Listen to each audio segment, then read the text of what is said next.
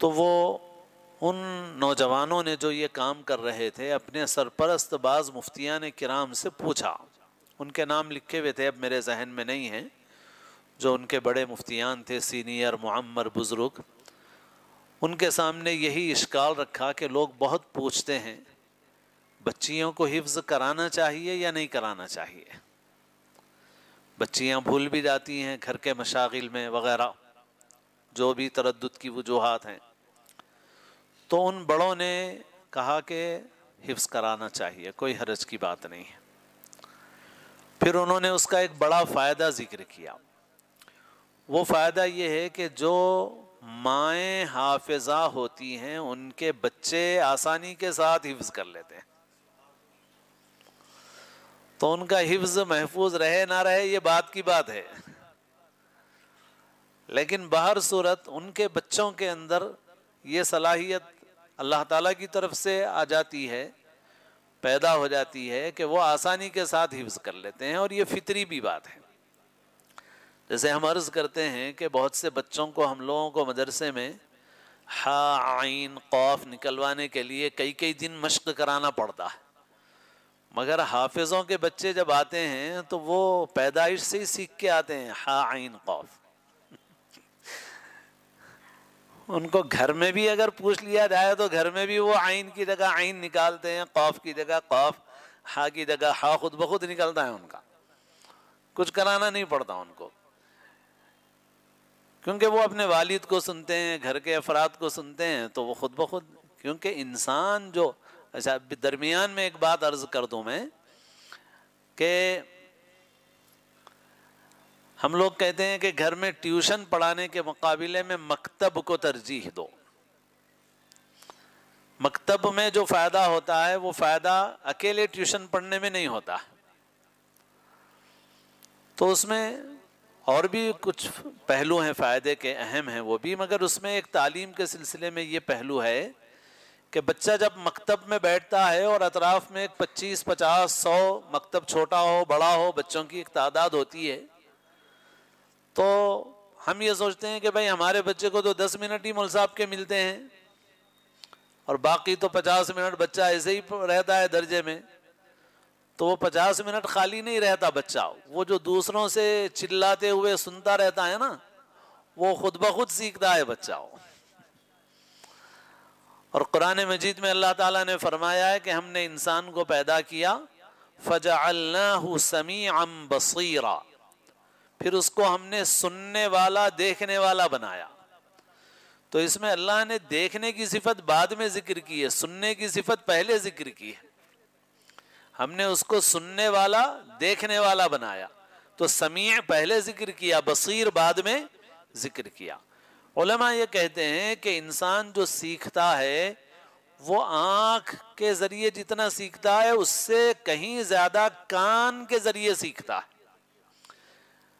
معلومات بھی انسان کو جو حاصل ہوتی ہیں وہ کان کے ذریعے سے۔ کلکتہ میں نے شہر نہیں دیکھا ہے، مگر مجھے آپ کو جنہوں نے نہیں دیکھا، جو کبھی نہیں گئے، ان کو بھی معلوم ہے کہ کلکتہ شہر ہے، آنکھ سے دیکھا ہے ہم نے نہیں دیکھا ہے۔ تو انسان کی دیگر معلومات کا بھی یہ معاملہ ہے کہ انسان کو جو معلومات حاصل ہوتی ہیں وہ کان کے ذریعے سے حاصل ہوتی ہیں، اور یہ جو تلفظ سیکھنا اور بولنا ہے اس کا بھی پہلا مرحلہ کان ہے۔ اسی وجہ سے جو اچھے اسکول ہوتے ہیں جہاں پر بچے انگریزی بولنے لگتے ہیں، کیوں بولنے لگتے ہیں؟ اس لیے کہ وہ انگریزی سنتے ہیں پہلے ماحول میں، ٹیچر ساری انگریزی میں بات کرتی ہیں، اسٹاف انگریزی میں بات کرتا ہے، اطراف میں سب انگریزی میں بات ہوتی ہے، تو بچہ جب سنتا ہے تو بولتا ہے۔ جو گونگا ہوتا ہے وہ گونگا کیوں ہوتا ہے؟ زبان میں کمی ہوتی ہے؟ نہیں، کان میں ہوتی ہے کمی، وہ بہرا ہوتا ہے، سن نہیں سکتا، چونکہ وہ سنتا نہیں ہے اس وجہ سے بولتا نہیں ہے۔ انسان زبان سیکھتا ہے، ہم آپ اپنی مادری زبان سیکھتے ہیں، نحو نہیں پڑھتے، صرف نہیں پڑھتے، گرامر نہیں پڑھتے، کچھ نہیں پڑھتے، بچہ جیسے ہی بڑا ہوتا ہے بولنے لگتا ہے ماں باپ کی طرح۔ کیوں بولنے لگتا ہے؟ کیسے بولتا ہے؟ سکھایا گیا اس کو؟ کچھ بتایا گیا اس کو؟ نہیں، کان سے سن رہا ہے، بول رہا۔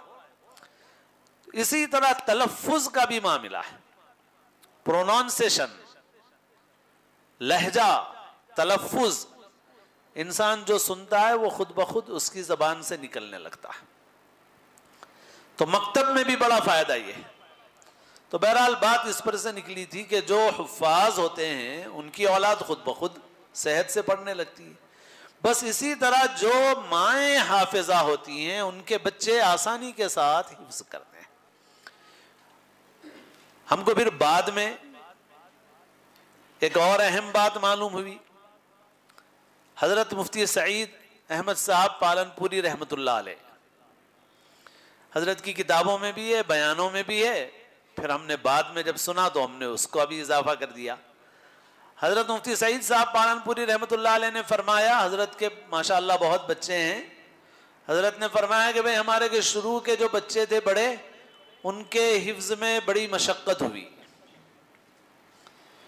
پھر ہوا یہ کہ حضرت کی اہلیہ محترمہ نے بڑی عمر میں حفظ کیا،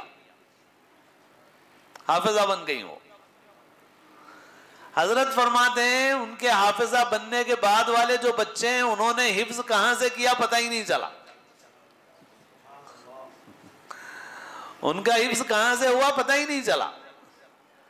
ان سے پہلے والے جو بچے تھے ان کے حفظ کرنے سے پہلے والی جو اولادیں تھیں ان کو حفظ کرانے میں مشقت ہوئی، اور انہوں نے خود حفظ کر لیا. اس کے بعد کے جو بچے ہیں ان بچوں نے آسانی کے ساتھ حفظ کر لیا، پتہ ہی نہیں چلا کہاں سے حفظ ہوا.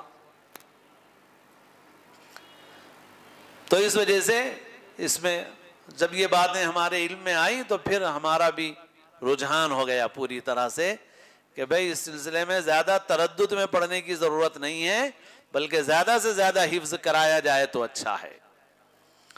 سوال یہ ہے کہ بھئی لڑکیاں اپنے مشاغل میں بھول جاتی ہیں.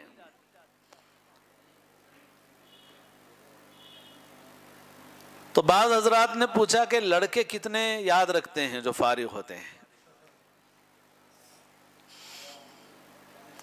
حفظ کے مدرسوں سے لڑکے جتنے فارغ ہوتے ہیں وہ کتنے یاد رکھتے ہیں، کتنے تراویح سناتے ہیں؟ تو اگر وہ بھولتے ہیں تو آپ نے بچوں کے حفظ کے مکتب اور مدرسے بند نہیں کیے تو لڑکیوں پہ روک کیوں ہے؟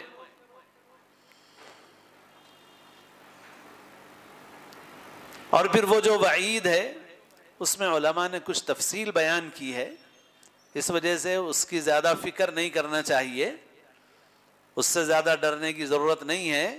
علماء نے اس میں کچھ اور بھی تفصیل بیان کی ہے. اس وجہ سے بچیوں کے حفظ کرانے میں تردد نہ کریں، بچیوں کو حفظ کرائیں، اور بچے جن کو بھی اللہ نے حفظ کا موقع دیا ہے وہ اسے پختہ رکھنے کا اہتمام کریں، دور کا تلاوت کا اہتمام کریں، اور اس کی پابندی رکھیں گے تو انشاءاللہ حفظ باقی رہے گا اور اس کی برکتیں انشاءاللہ ضرور حاصل ہوں گی. تو یہ ایک بات بچیوں کے حفظ کے متعلق.